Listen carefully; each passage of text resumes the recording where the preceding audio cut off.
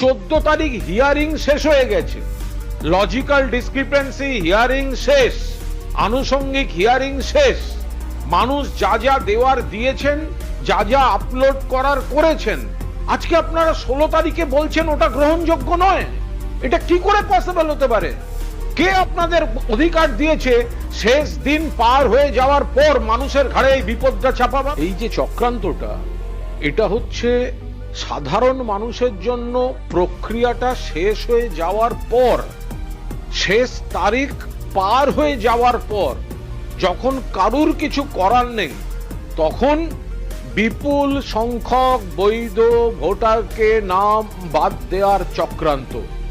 ওরা বলছেন supreme court পরিষ্কার যা যা বলেছেন তার মধ্যে এটা পড়ে, এবং তারপরেও পিএমএওয়াইজি, আইএওয়াই এবং বিশেষভাবে বাংলার বাড়ির টাকাটা একজন আর্থিক সাহায্যটা তখনই পেতে পারেন যখন তার নিজের জায়গা রয়েছে। সবচেয়ে বড় কথা, হিয়ারিং এর ডেট শেষ, মানুষ যার যার তথ্য বৈধভাবে আছে সুপ্রিম কোর্ট অনুমোদিত সেগুলো আপলোড করে দিয়েছেন, তারপরে আপনারা বলছেন ওটা চলবে না। কতগুলো মানুষকে কেন বিপদে ফেলছেন?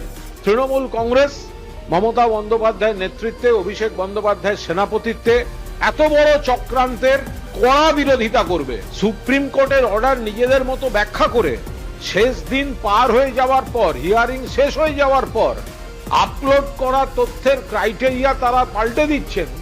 এটা অনৈতিক, এটা অবৈধ, এটা বিজেপির দলদাস এজেন্ট, এই মুখ্য নির্বাচন কমিশন বিজেপির স্বার্থে তার সাঙ্গপাঙ্গদের ব্যবহার করে এই কাজটা করছে।